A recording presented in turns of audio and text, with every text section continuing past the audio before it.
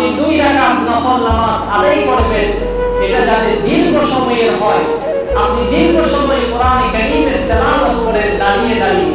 আপনার যদি বিভিন্ন সূরা মুখস্থ না থাকে, তাহলে অন্তত যে সূরাগুলি আপনার মুখস্থ আছে সেগুলোকে বারবার তেলাওয়াত করেন, বারবার তেলাওয়াত করেন, বারবার তেলাওয়াত করেন।